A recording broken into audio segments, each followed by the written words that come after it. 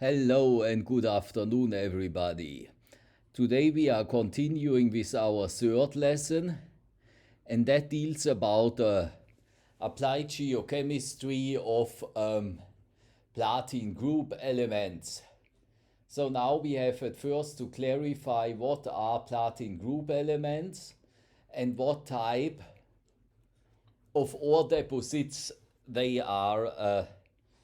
What type of ore deposits hosting them. So platinum group elements, these are elements like platinum, vanadium, chromium, and so on, and they are enriched in mafic rocks, and there they are mostly enriched in layered intrusions. So that means they are enriched in silica undersaturated rocks, which are formed at very high temperatures, which is opposite to that what I was teaching you the last 2 days. I mean, in our first lesson I showed you these diagrams when and at which temperature and in which rocks certain ore minerals becoming enriched. And there I showed you that the platinum group elements are enriched in ultramafic to mafic rocks, and they are very common in layered intrusions. So I have here a map from supercontinent, or showing the continent constellation from supercontinent Rodinia at about 1 GA ago. So, and there the continents were totally different arranged compared to today. And here in red we have the island which is called Greenland. And in Greenland I have marked here Greenland in red, because there you can find a lot of layered intrusions. And I did my master thesis in Greenland in the Ili-Mausak intrusion, and this Ili-Mausak intrusion and all the other intrusions in South Greenland or in Greenland itself, they are very rich in ore minerals of all kind. And Greenland is also the place where you can find almost all minerals existing on this planet. They have there accounted a variety of about 3,000 minerals in these magmatic complexes, especially in South Greenland. So now we are going to the next slide. So, and here we have a map from South Greenland. I mean the map from before, and these maps I made them by myself, colorful, and these are maps which I have also used for my master thesis. So I mean, in South Greenland there are not too much mining activities, and that is because you can only mine along the coast. So and that you can also do only during summertime, because in wintertime everything is covered with ice, and during summertime you have at least a 3 kilometer wide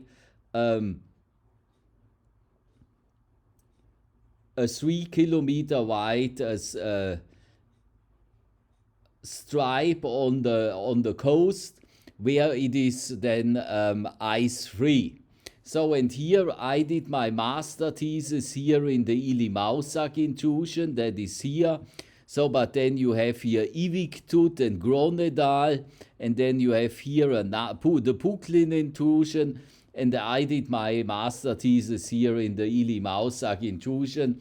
That is actually was a very nice experience, because you can find there a lot of different rock types, starting with granite, here in red, then an orgite cyanide, then you are going to the silica undersaturated side with a nepheline cyanide, you can find gabbros, and and all these different rock units, they are very strong and very rich in ore minerals, especially in ore minerals, in uranium-bearing ore minerals. That means we are dealing here with a very residual melt. So here is a detailed area from that Illimaussag intrusion where I did my master thesis. Yes, we have here the different rock units. I work there on the Luyavite. Luyavites are very silica undersaturated rocks, and you can distinguish between a green Luyavite in the field and a black Luyavite. Then you have the Kack-Orthokite, and the Kack-Orthokite, that is a rock which shows a very nice, beautiful magmatic layering. So then you have Naujaites. These Naujaites are also very colorful silica undersaturated rocks. The sodalite foyite as well, the Pulaskite, that is a silica saturated rock. Then we have alkali granites and quartz cyanides, which are at the top of the intrusion. Here, that is the top of the intrusion, yeah. So, and then you have orchite cyanide, and you have the Narsak intrusion here. It's called Narsak intrusion because the next town around is also Narsak. It is actually not a town, it is just a village with 2,500 citizens. But for the relationships in Greenland, it's already a town. So then the whole province where it is situated, that is the so-called Garda province, and this is then all settled and located in the basement granite. So the intrusion is about 17 to 8 kilometers in size. So, and here we have such a nice layered intrusion. You can see here the magmatic layering. Here, here, here, here as well. You know, it looks like a piece of cow shit. Yeah, when you are looking at the shit of a cow, then you can see all these different layers as well. But here this is magmatic layering. And in every layer you have a certain sequence of minerals, and I have described all these layers also in detail in the outline what I have written for you. So, and this magmatic layering, these layered intrusions, they are very important in the formation of ore deposits. So in the next big layered intrusion here around in Southern Africa, that is then the Bushveld complex in South Africa, and I'm sure everybody have heard about it. You have there a lot of chromium inside. They have 1.5 meter thick layers of chromium. You can just go there with a digger and digging it out. So here we have some sketch maps from my master thesis about the intrusivas. You have at first you have orchite cyanitic magma here in this layered intrusion where I worked in Greenland. Then second you have the acid alkalic magma took place. Then we have number 3 akpaitic magma. Akpaitic magma is a very silica undersaturated magma. And then number 4 you have the luyavritic magma, that is even more silica undersaturated, a really residual melt which is very rich in ore minerals. So, and here I have just constructed a picture a picture of the different intrusive phases. At this time, I mean, I made my master thesis in 1999. It's now 22 years ago, and there I thought these are just different intrusion phases. Meanwhile, I'm thinking there was just one intrusion phase, and it was then just thinned out by contamination calcareous country rocks. So then below I have another nice sketch map. Yeah, the whole Ili-Mausak intrusion looks like actually like a piece of bread. Yeah, here at the top again the acid alkalic rocks, then the orgite cyanide, pulaskite and foyite, sodalite, foyalite, and then you have here the nauyite. I told you these are also very colorful rocks. Then the luyavrite here, and the luyavrite contains a lot of xenocrysts or xenolites from the nauyite. And here below you have the kakortokite, which shows then this magmatic layering. So, and here some cross sections. There I made also some stratigraphies. Yeah, here from the upper levels of the intrusions. Yeah, we have the pulaskite, the foyite, and below you have a sodalite, foyite, and the nauyite. And then you have dikes and pegmatites, which are cross-cutting the different rock units. And these dikes and pegmatites, they are quite big. I mean, I have seen their pegmatites with a diameter of 1 to 2 meters, and they have single amphibole crystals inside of up to 50 to 60 centimeter in diameter. So then here we have the lowest, the lower unit from this layered intrusion here. At the end, at the bottom again, the layered intrusion, the kakortokite. So, and then you have here the luyavrites lying above. So, and then you have here this arvetsonite, luyavrite. Arvetsonite is a black amphibole that makes the luyavrite and back. And you have a lot of xenolites inside, which are breaking in, which are falling down into the luyavritic melt, and these xenolites have their origin in the upper units. So, but anyway, at first I will not go in detail through it because it is not a part for your examination. And the second thing, it is written in German. Yeah. So you must not take care. I just showed you this picture, then that you have an idea how such a magmatic or such a layered intrusion complex looks like. That's all. So, but anyway, here we are starting now with class. So I mean, we have the settling of minerals. You have a crystal-free magma, yeah, and then you are reaching the liquidus. And at this liquidus, you are starting to crystallize first minerals out, and at temperatures of about 1800 degrees Celsius, you are starting at first with these minerals to crystallize out, which are formed at high temperatures and in the mafic or ultramafic dark melt.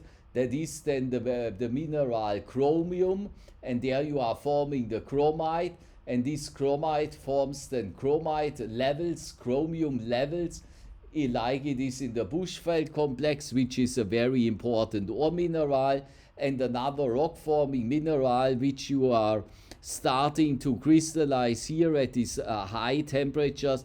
That is then the mineral olivine, yes. So we are starting here at the liquidus to crystallize olivine and chromite because they are formed at high temperatures. And then you have a suspension zone, and in this suspension zone you have melt plus and melt and up to 25% of crystals in this melt. So, and you can see the crystals are not connected to each other, they are just sphering or floating in the melt. Then we have a convection boundary, and beneath this convection boundary we are forming then a crystal liquid mass. We have now an amount of crystals inside which is ranging between 25 and 50% of crystals, and that forms this mass. and here we have the interstitial melt.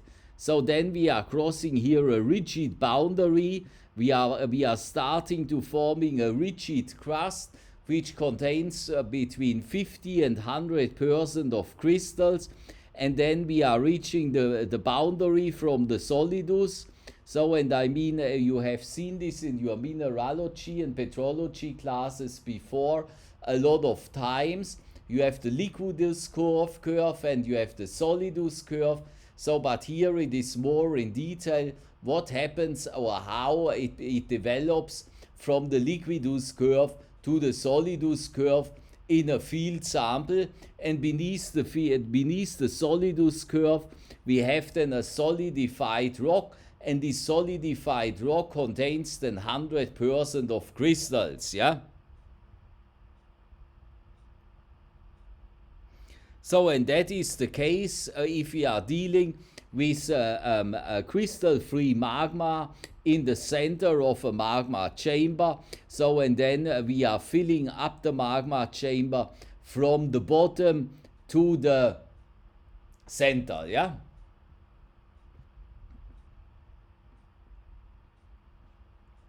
So we have here two models, two illustrations. In the first model we have a magma chamber where the crystals becoming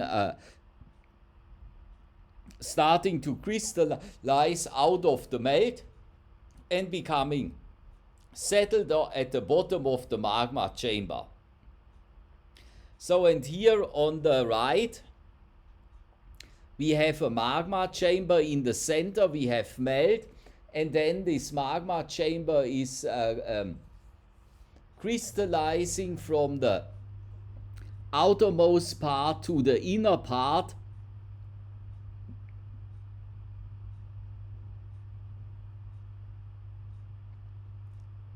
It is crystallizing from the outermost part to the inner part. So at the outermost part you have the crystallization of minerals which are crystallizing at high temperature, and then the melt is cooling down, and then you are crystallizing different zones of mineral. So, and finally you are getting in the center of your magma chamber.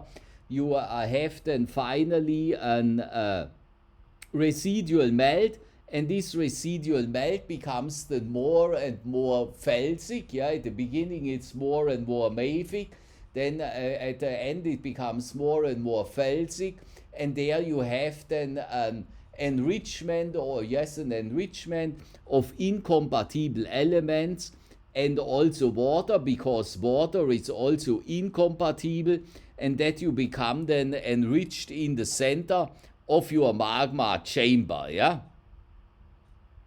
So, yeah, that's it.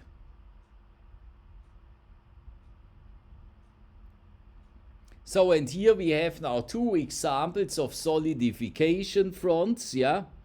The upper example is a dendrite front common in single saturated aqueous and metal alloy solution. The lower example is dominated by many small crystals and is typical of multiple saturated magmas. Melt can flow freely in and amongst the crystals. So here we have then at the upper part we have just one single saturated front here, that is the solidification front. So, and then you are getting one front here. So, and here in the lower part we have then a multiple saturated magma. You have always the influx of new fresh magma, and then you are repeating always this front here, yeah. So, and then you are getting at the end such things like a magmatic layering.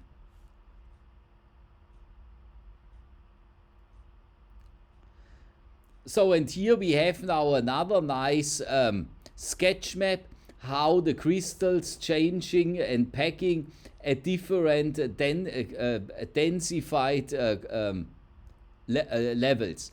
So here at point A, where we have a crystal melt or such a crystal mush, yeah, here we have some olivine crystals, and here behind we have melt, yeah. So, and I mean that is at the beginning. So, and then with time, our melt crystallizes more and more, and then we are getting here isolated melt pockets, yeah. And here at these triple junctions, we getting wonderful triple junctions with 120 degree, yeah, that is then perfect. So, but if you have such a situation, you must cool down the whole material very slowly. If you have such a situation with a lot of melt in the matrix and some single crystal around, and you are cooling it down very fast, maybe because of contact with air or water, then you have this few crystals with a very glassy melt inside, yeah. So, and if you are cooling it down very, very slowly, then the crystals growing together with each other. Here you have still some melt pockets inside. And finally it becomes less and less and less. And here in our last picture, you have everywhere wonderful triple junction. So, and such a thing you can also reach by annealing. Annealing, that is that means tempering.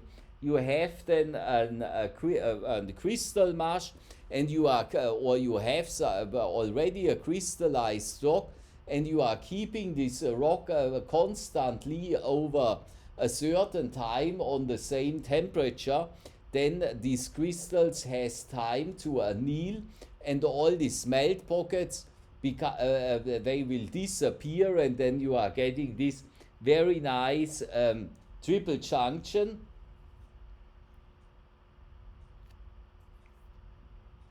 And that is very important when you are talking about ore deposits as well, because when you are talking about ore deposits, then you are using all these signatures as informations. If you find such a rock type like in picture A, then you know this thing was cooled down very fast. And a lot of the rare earth elements, they are remaining in the residual melt, and if it's just cooling down very fast, then you cannot enrich it anymore, and then they are lost. So you are preferring then such a situation, then you know the things has the whole formation of these rock types in this certain intrusion has a long time to grow. The crystals have time to grow, so because it cooled down very, very slowly, and that is the most promising situation when you are looking for such an ore deposit, yeah.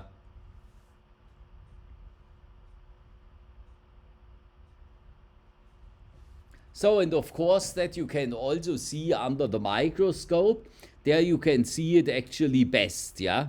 So in figure number 9, as I have named it here, we have the textures in highly densified anorthositic cumulates. So what is now a cumulate and what is an anorthosite? An anorthosite, that is a very plagioclase-rich rock, which contains more than 90% of plagioclase, and this plagioclase is a very calcium-rich plagioclase. So, and this plagioclase, when such a calcium-rich plagioclase occur in the mafic melt, then this plagioclase has a lower density as the surrounding melt, and then this plagioclase is sinking not to the ground. They are floating up to the top of the magma chamber, and there they are forming then anorthosite complexes. So, and here we have the cumulates.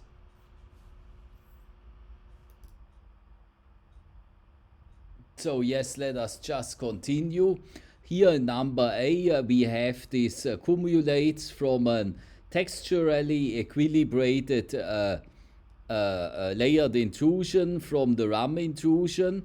So you can see here this equilibrated geometry. Yeah? You have here everywhere these nice junctions. So number B, we have a partly equilibrated geometry. Yeah? So, and that is from the middle banded zone from the Stillwater complex. That means this one cooled down faster compared to this one. And then number C, we have a partly equilibrated geometry with serrated grain boundaries. You can see here these are serrated grain boundaries. So they are not really equilibrated. That is from the Bushveld complex in South Africa. And number D, we have densely packed tablets of feldspars with unequilibrated geometry, and that is from the Skaergaard intrusion in Greenland.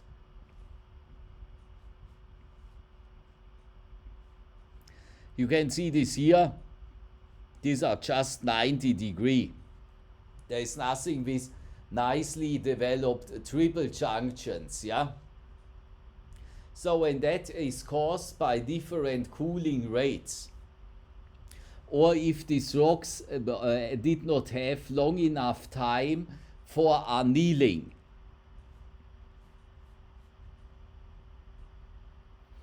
So there we have here this schematic representation of the crystallization of an idealized monomineralic cumulate rock, showing the effect of coalescence, grain growth, and porosity elimination.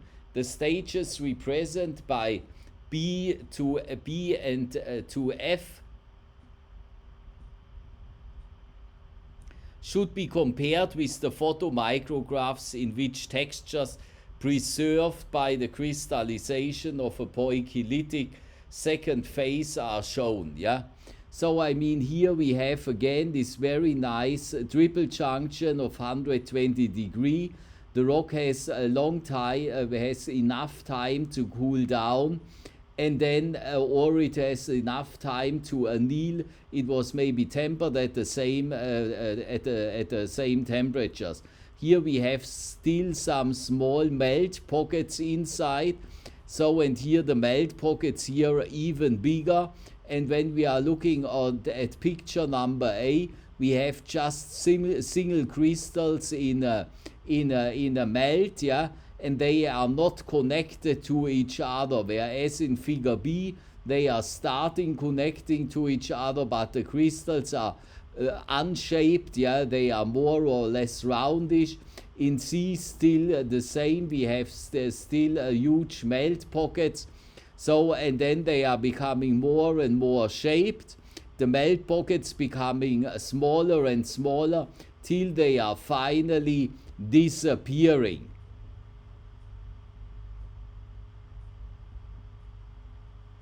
So, and we can subdivide between accumulate, mesocumulate, and autocumulus grow. So I mean cumulus grow, that is just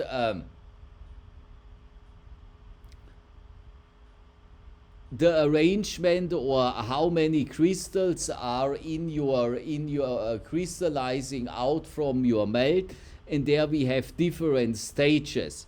So we have here a schematic presentation of the relationship between intercrystalline flow velocities and composition of the corresponding solid product as a function of height in a rigid crystal pile.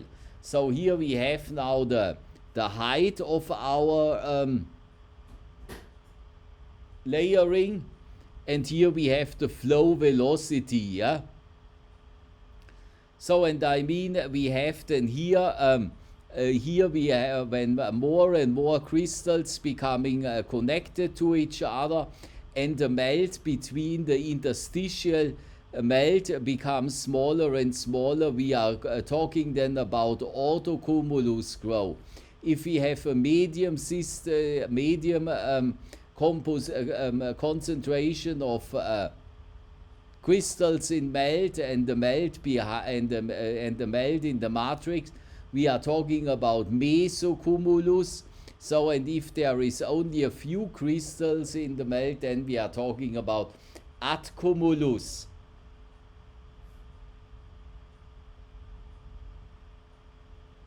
So, and here we can then, we have then a picture how such a layered intrusion can be formed. Here we have the solidification front, yes, and then we have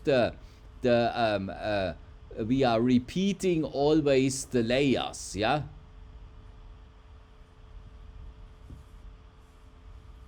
So, and here number A, we have the compositional and textural characters of crystalline products at high precipitation and at low precipitation rate.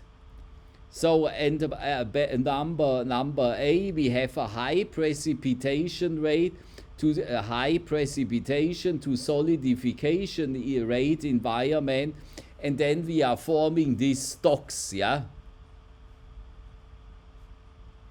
So, in number B, we have a low precipitation and solidification environment, then we do not form these stocks. The resulting products show contrasting appearance with discontinuous and uniform structures. So, I mean, that is now just the description from these pictures, but now you need an explanation, because the interesting thing is magmatic layering occurs only in silica undersaturated rocks, in mafic rocks there it occurs. So in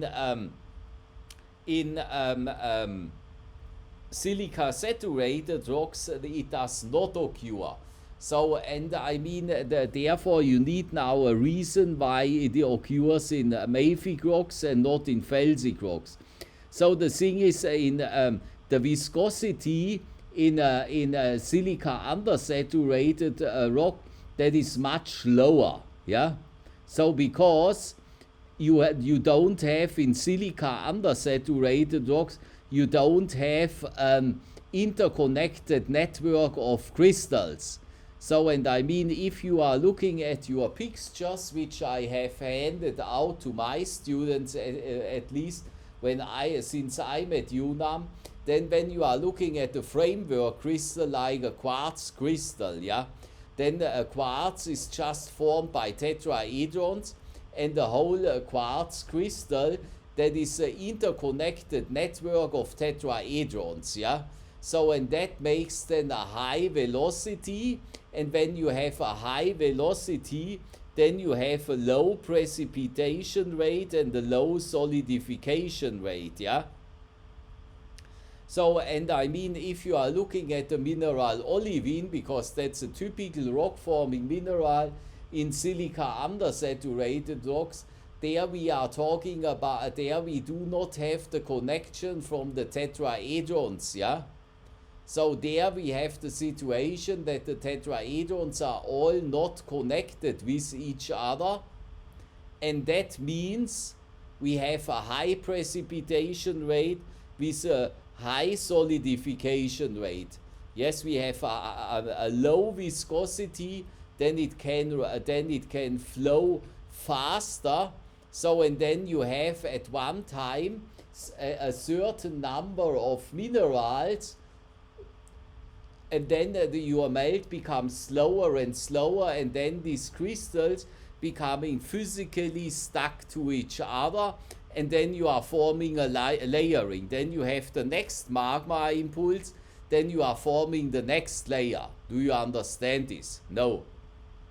Okay, then I will give you an example from your daily observations. So that is called Peter's law. So, and where can you observe Peter's law every day, on every road, every day, on nearly on all the places on your planet? That is in the traffic. So I mean, when you have a road and you have a certain number of cars, so when these cars are not connected to each other, not with a row, they are not bumping into each other, nothing. They are all driving by themselves. So, but if you have exceed a certain number of cars, then your whole flow rate becomes slower and slower and slower till the whole traffic becomes stuck. I think then you know what's going on, yeah, and that is here in the case when we like to describe layered intrusion. You have then so many more and more crystals swimming and swimming very fast, then you are exceeding a certain number, and then it becomes slower and slower and slower, and then it stacks.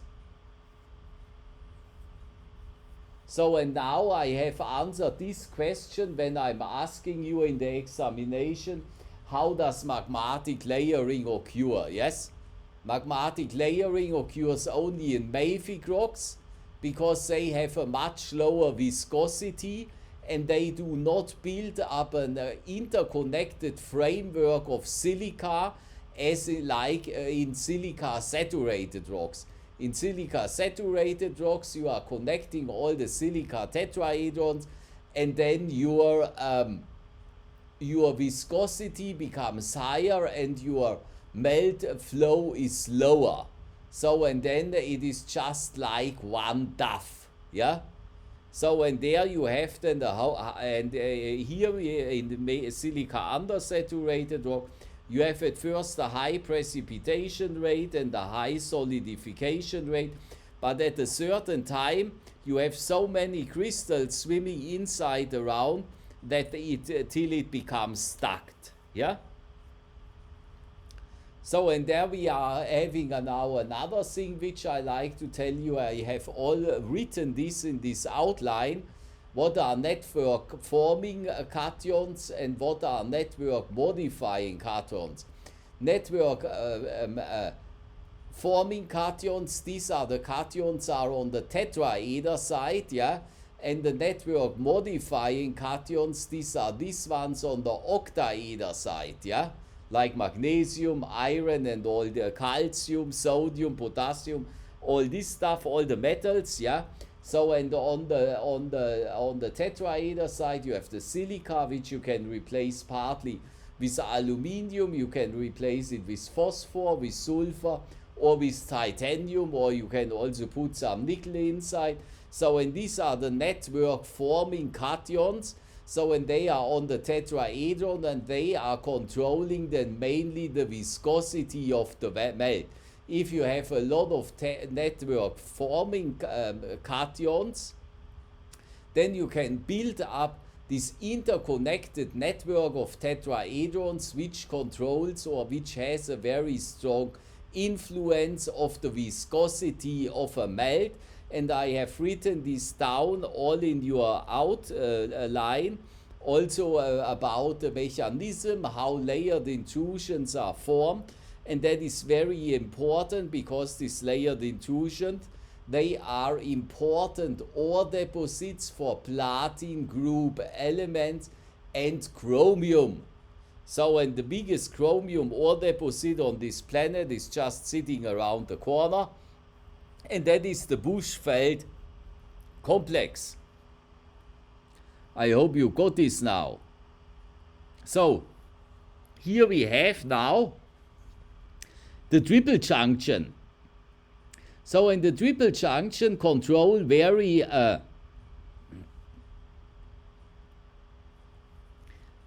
they control very nicely if you have an interconnected network of fluid in your rock or not.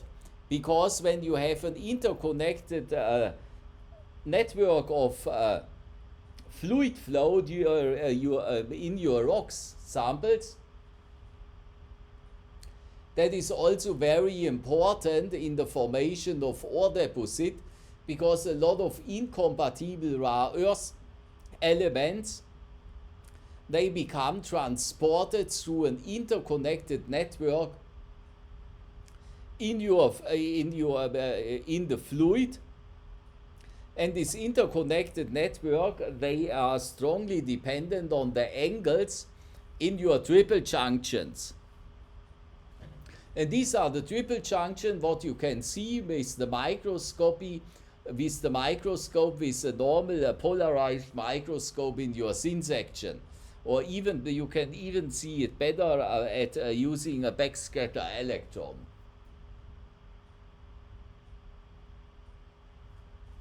So the best situation for a triple junction is if you have triple junction which show angles not bigger than 60 degree. So this is here the one at 45 degree, that is very good, or even the 60 degree but not bigger, yeah.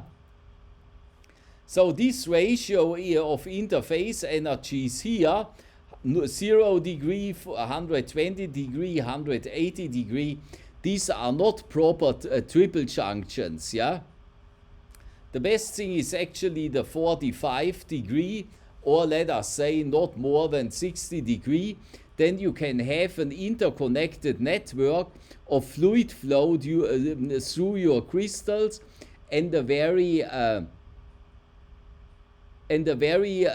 famous ore deposit, which is controlled by the fluid flow through crystals. That is the mineral belt in the Rocky Mountains, and there's just the Colorado mineral belt. It goes there out in the Rocky Mountains. So, and there in these rocks there, when you are sample them, then you can see this very nicely shaped triple junctions. And I have also done studies on the rocks, or on on garnet lersulites from the Thumb volcano in Colorado, and there I could also observe always these very nice triple junctions which allow such an interconnected fluid flow through a rock sample.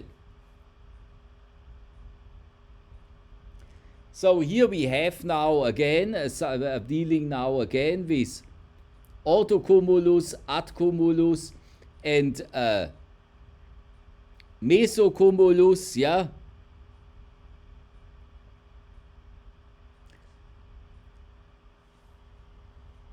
And that is then the arrangement of your crystals, yeah.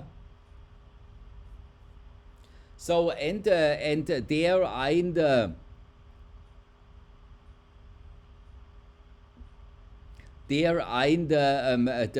amount of interstitial melt behind. So now on this description is something wrong. The middle part is correct, that is the mesocumulus, but number C is the autocumulus and number A is the adcumulus, yeah. So because the autocumulus or autocumulates, these are these ones where we have the very nice triple junction only with a few pockets of interstitial melt left.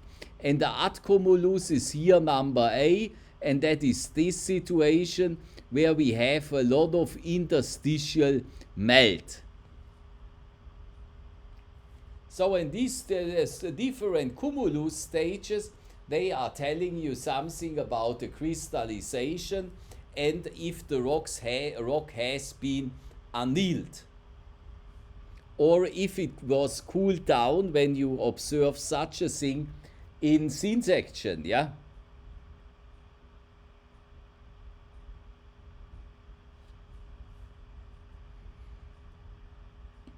So now here this layered intrusion, you can do their very nice vertical studies, yeah. So and then it depends on the crystallization sequence, how I mean such layered intrusions, they are not homogeneous from the bottom to the top, yeah. So I mean here we have at the left side the Chongqing laccolith, yeah. So and there we have a depth of 70 meters, or they have drilled to a depth of 70 meters. So and we have most mafic minerals in a depth of 60 meters, yeah. So in the depth of now we have the most mafic minerals up to 60%. We have in a depth of about 35 meters. and the lowest concentration of mafic minerals we have here in a depth, maybe would it be 20 meters, yeah? So and that is how the chemistry changes. So now the next picture in the middle, we have the Tasmanian diabase. It has a total depth of 460 meters. And there the authors have plotted the density of the rocks. So the highest density we can observe in about 400 meters, yeah, just an estimation. So and when we have a high density, then we are dealing with a very mafic rock, yeah. So I mean, because mafic minerals are higher dense than felsic minerals. But here in a depth, let us say, of 80 meters here, we have the lowest density, and there we have a density regarding to this diagram, maybe at 2.82 here. So, and that is actually of granitic composition, and here we have a density maybe of 3.1, that is the mafic, yeah. So, and there you can then make some assumptions, because you know exactly which ore minerals occur in which rock types, yeah. So, and I mean chromium you will not find in an area where we are talking about low density. Chromium you will find in an area where we have high dense rock. So, and here the same, what they have done at the Kilauea, you know, in Hawaii is this. They have here drilled through a depth of totally of 100 meters, and they have plotted, they have done maybe XRF or I don't know. And then they have measured MgO concentration in weight %. So, and here in a depth of about 80, maybe 75 meters, you have the highest MgO concentration. That means you have there rocks which are formed, which are first of mafic composition, and which are formed then at higher temperature. So, and then you can also make first assumption what you are expecting in this depth for associated ore minerals. So here, for example, they have measured the layers, yeah, height in layer. So, and then we have here first, we have the curve of olivine. So at the bottom of the layer, we have up to 50% olivine, yeah. So, and we are getting less and less olivine, yeah, then it becomes, that shows us when we are crystallizing olivine. Olivine is one of the minerals crystallizing first. Then we have here a lot of olivine, and then after the crystallization of olivine, we are starting with pyroxene, yeah. I don't know, the author has not written here if we are talking about auto or the clinopyroxene. Here also not is pyroxene at all. We have at the bottom layer of our intrusion, we have a depth of, we have 20% of pyroxene, but in the middle layer we have then up to 50% of pyroxene and only 10% of olivine. So, and also at the bottom of the layer we are talking about 30% of plagioclase, and at the top of the layer we are getting then about 70% of the plagioclase. So, and if you have this modal abundance, then you can say, then you can make already assumption what is chemically going on in your layer, which and you can make assumption about the crystallization sequence, which mineral crystallizing in which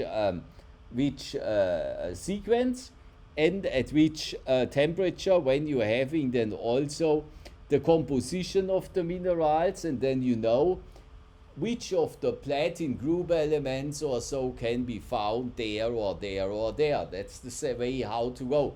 You are looking at first always, and that does not matter if you are talking about layered intrusion or a porphyry copper or a tin ore deposit or whatever. or diamonds. Yeah, the last class which we are doing this is about diamonds. I will load this up then tomorrow or on Sunday. You are looking for all the indicators, and if you have all the indicators together, then you can go and hunt for certain ore minerals. So then we have here number B, grain size number 1, yeah, the size, I think it's diameter. So then we have at the bottom, we have then a very small olivine crystal, a lot of olivine crystals, but small crystals, and some of them, they are remaining then in the melt, becoming bigger. Then the pyroxenes, they are at the bottom of the chamber, they are bigger, becoming then smaller, and at the top of the chamber they are becoming then again bigger. So in the plagioclase crystals, they are also bigger in size at the bottom and smaller at the top. There you can then make assumption about the crystallization time. So then we have grain size number 2. We have here everything becomes smaller, and grain size number 3. We have here then the olivine at the bottom are bigger, then they are becoming smaller. Pyroxenes are bigger than the olivines, but becoming then in the middle part bigger and then smaller, and the plagioclases becoming bigger. So now we should know what this means with the different grain sizes. So then we are reading at B, theoretical grain size distribution through the layer in A, in which grain size is inversely correlated with mode as would be expected by a nucleation controlled process.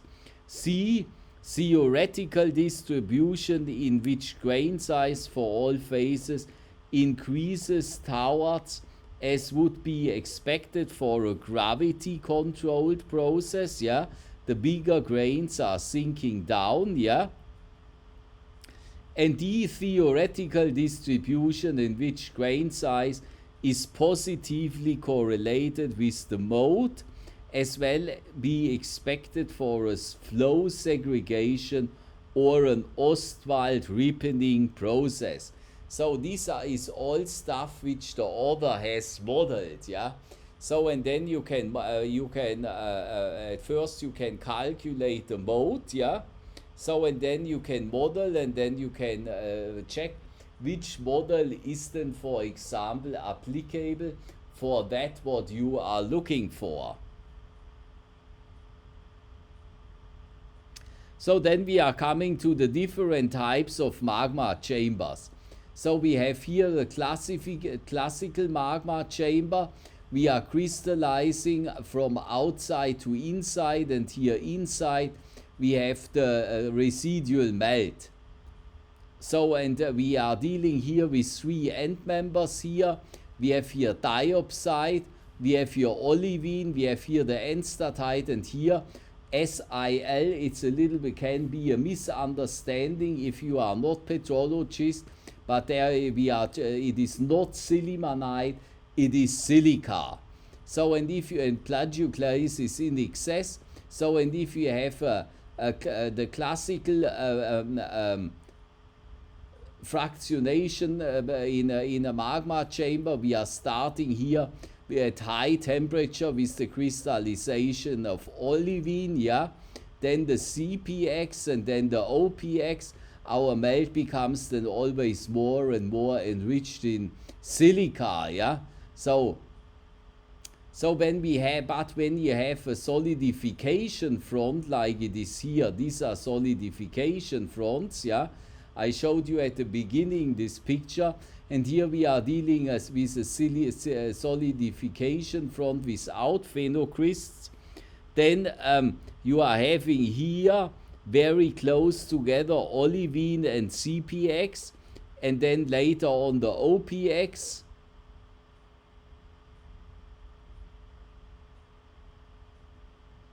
and then later on we are going more into the silica corner. So when we have a solidification front chamber with phenocrysts, that means we are removing parts from your melt, the phenocryst. They are going then a different way,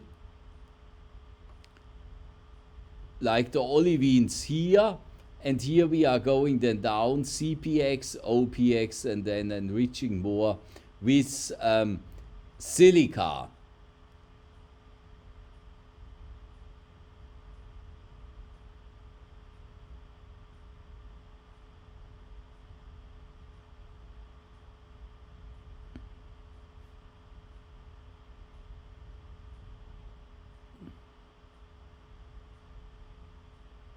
So and then in this layered intrusion or in magmatic rocks as well, the grain size is a big player, because when we are dealing with a big grain size, then that tells us a lot of the crystallization rate and the time of crystallization.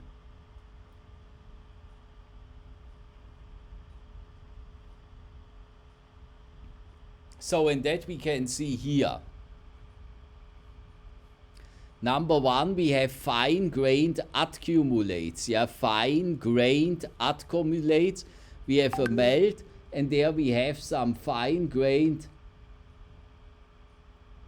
accumulates. So number two, we have then more and more, and then we are the crystals, and the crystals becoming also bigger, and then we are talking about autocumulates. That is here then, and here we have then finally very coarse-grained autocumulates, and we are dealing then also with stratiform pegmatoid rocks. Yeah. This is here. Then you have big crystals, and they are interconnected with each other with no melt pockets. Here at the beginning, when we are talking about accumulates, we are having then a lot of melt. We are having some small crystal nucleids swimming in a melt. Yeah, I think you got this now. When we are going to number 4, that is here, then we are talking about volcanic textures, because there we do not have big crystals. When we have volcanic textures, we do not deal with big crystals because of the fast cooling rate. And here number 5, we have no crystals, and then we are talking about glass, and a very glassy, famous glassy rock, that is the obsidian. So, and this is the curve for the crystallization rate. So, and here we have the Keim rate. The Keim rate, that is the nucleid, yeah. So, at first, for the formation of a crystal, you need a nucleid where the crystal can grow around, and that is a little bit time differentiated. But for me, it's fine when you can just repeat the crystallization rate. So here we have a nice diagram. We have here a ternary system. Here at the top we have the gabbro, the silicates. Then we have here the sulfide, and here we have the oxides. Yeah.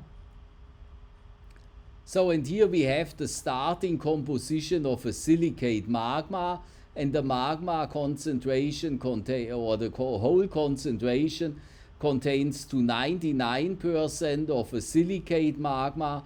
Then we have 0.3% of sulfate inside, and 0.7% of oxide. So, and when we are starting to crystallize our mainly silicate melt, then we have the movement of the magma composition with crystallization of autopyroxene and plagioclase.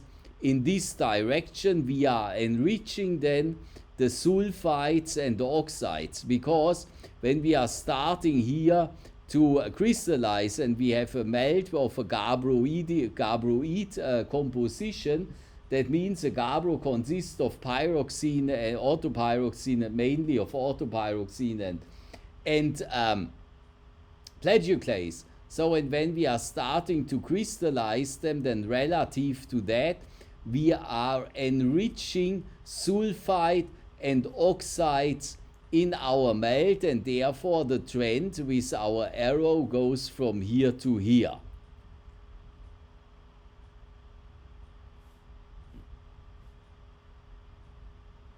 Here the same, we have again the three corners, gabbro, which is represented here for the silicates, the sulfide and the oxide. So, and we are starting here with at C with the crystallization of pyroxene and plagioclase. We are getting enriched of sulfates, and we here with the sulfide we are touching then here the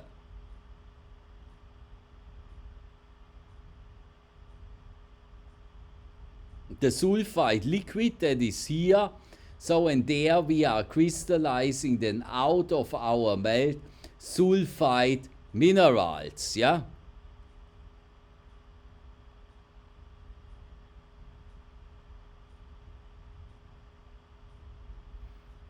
So and here we have different pairs.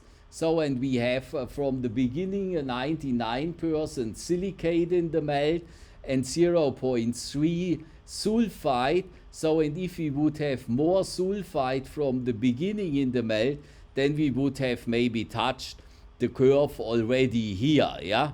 So it depends always how much you have from the beginning in the melt.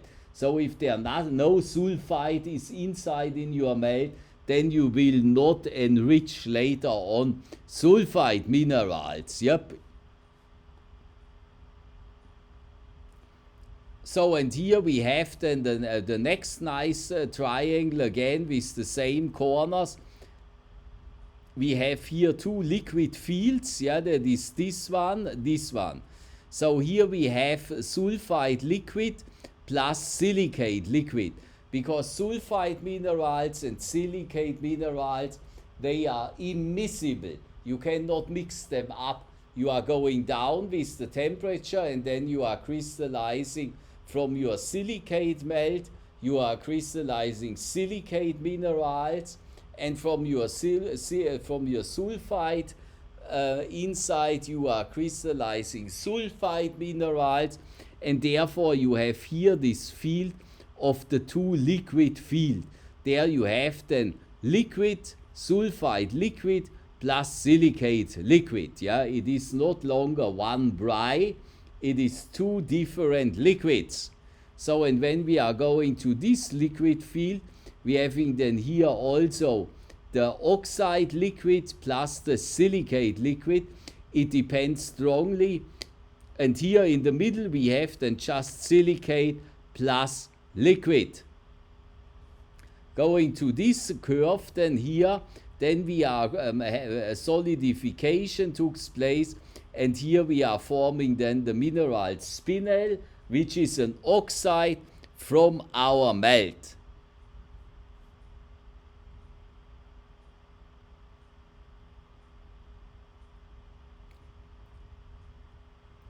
So here again the same.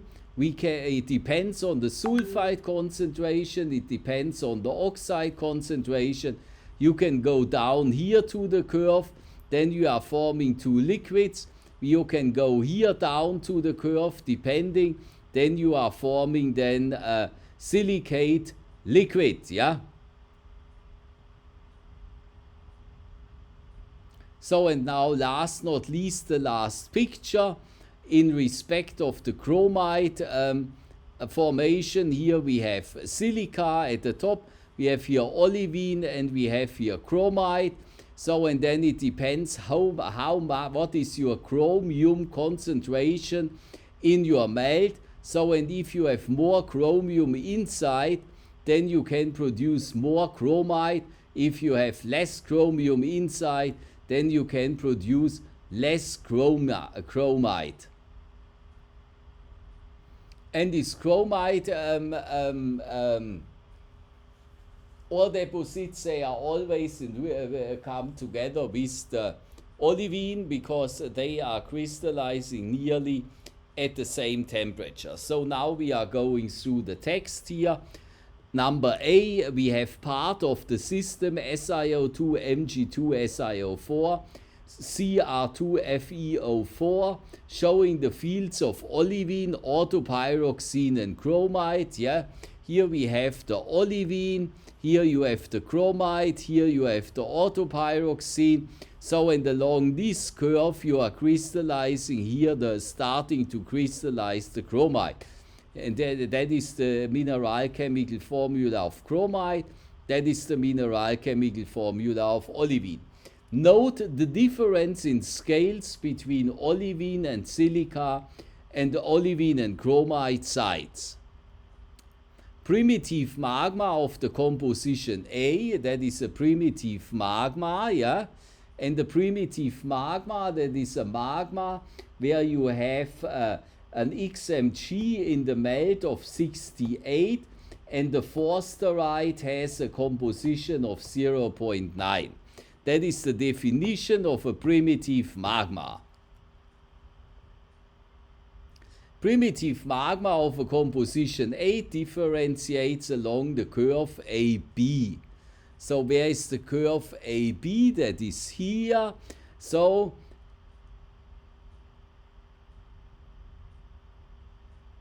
precipitating a dunite with 1.5 to 0.5% chromide. Continued differentiation from B to C moves the magma into orthopyroxene, yeah, of course, because we are cooling them down, into the orthopyroxene field where first olivine and then chromide case to crystallize, yeah. The magma path leaves the pyroxene chromide peritectic curve and follows the heavy arrow, that is the heavy arrow,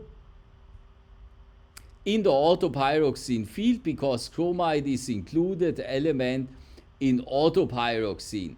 Contamination of primitive magma at A with felsic crust. F. Yes.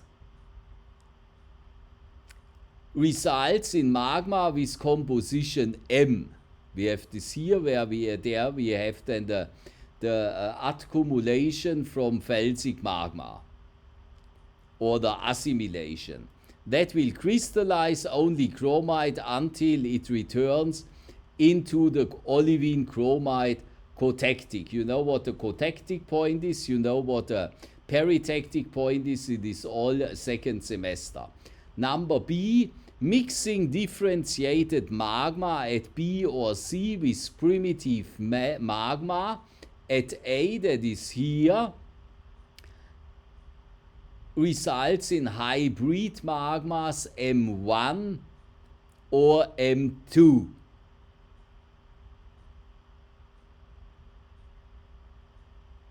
That will crystallize only chromide until they return to the olivine chromide cotectic.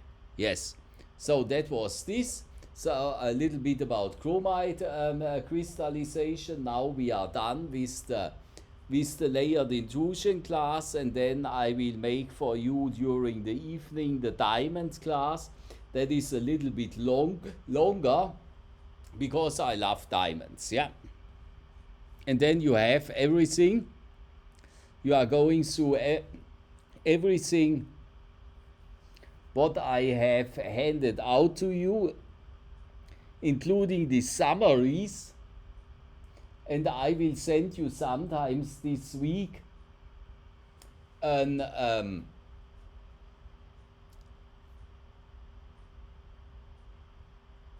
question catalog, yeah. Then you can really concentrating in preparing yourself for the examination in from the things what I was taught. to you. Okay, bye.